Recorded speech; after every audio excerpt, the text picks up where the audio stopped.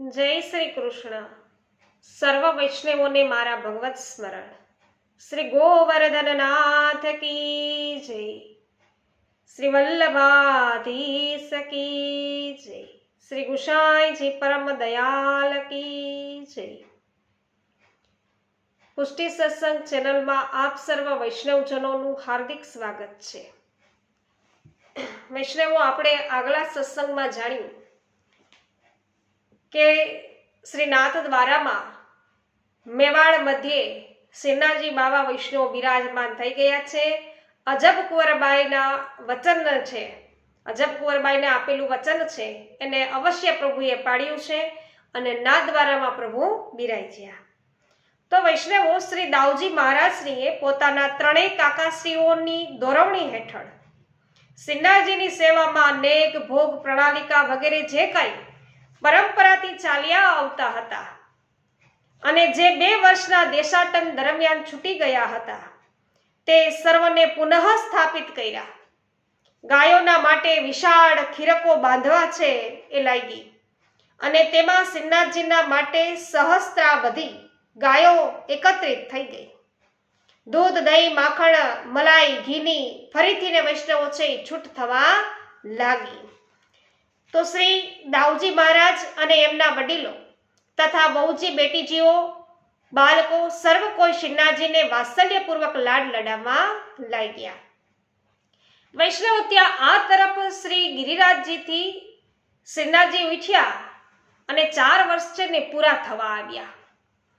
ત્યારે બાદશાહના ગુપ્તચરોને ભાડ કાઢતા કાઢતા ખબર મળ્યા કે એ પર્વતવાળા દેવ છે ને એ તો દૂર દૂર મેવાડના પર્વતોની વચ્ચે જઈ અને વસ્યા છે. તે એમણે બાદશાહને ચડામણી કરી. તે બાદશાહને કાને આ મેવાડ છે એ મેવાડના નરેશનું નામ પડતા જ જૂના વેરની આગમાં એના મનમાં છે વૈષ્ણવો એ એવો બધો છે એ ભભૂકી ઉઠ્યો.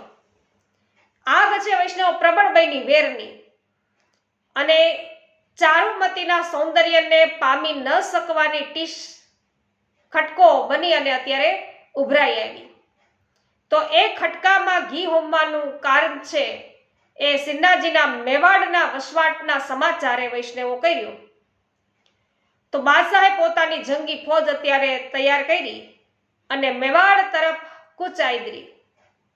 આ ખબર મેવાડમાં પહોંચતા જ સાવચેત મહારાણાઓએ યુદ્ધની તૈયારી આદરી દીધી અને કુટુંબીજનોને ઉદયપુરથી હટાવી અને કોઈ સુરક્ષિત ગુપ્ત સ્થળે રવાના કરી દીધા અને પોતે 40,000 શૂરવીર રાજપૂતોનું સૈન્ય લઈ અને નાહર મગરા નામના વ્યૂહાત્મક સ્થળે આવી અને પડાવ કર્યો.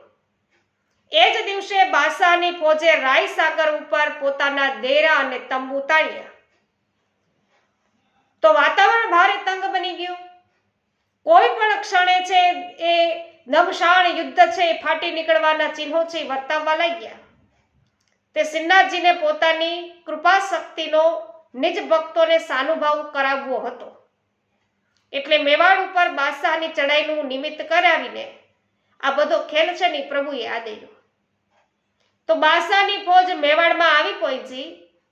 એ જ દિવસે શ્રીનાથજીએ ગંગાબાઈને એવી આજ્ઞા કરી કે તમે શ્રી દાઉજીને કહો કે અહીંથી થોડેક દૂર એક મગરા પર્વતની ટેકરી પાસે બાટરા નામનું એક ગામ છે અને તેની નાળમાં એક અત્યંત રમણીય સ્થળ છે.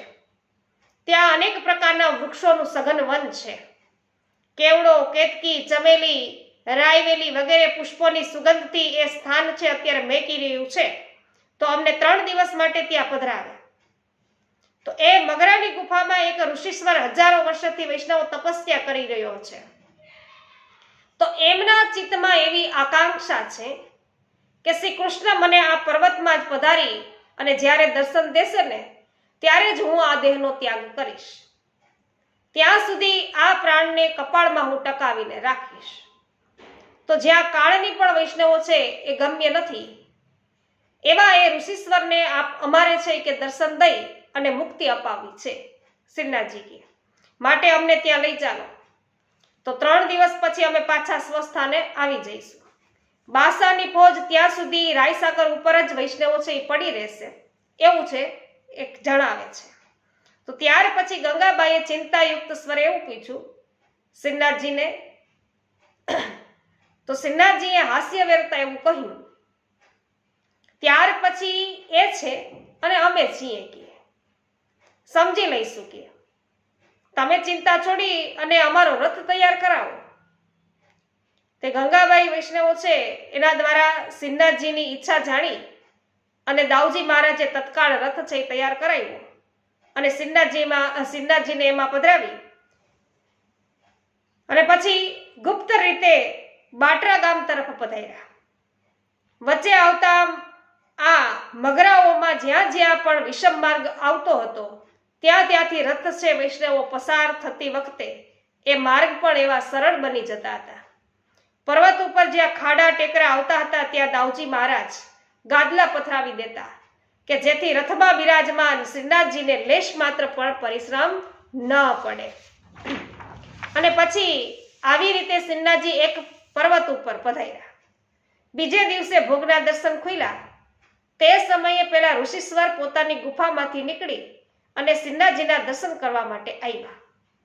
શ્રીનાથજીના દર્શન કરી સાષ્ટાંગ દંડવત પ્રણામ કર્યા. પોતાની સાથે નીલકમળની એક માલા ગુથીની લાવ્યા હતા. તે અંગીકાર કરાવવા માટે સન્મુખે ઊભા રહ્યા. તો પૃથ્વી ઉપર તો વૈષ્ણવો નીલકમળ ક્યાંય થતા નથી, દેવલોકમાં થાય છે. તે આ ઋષિશ્વરની ગતિ છે ને દેવલોક સુધી હતી.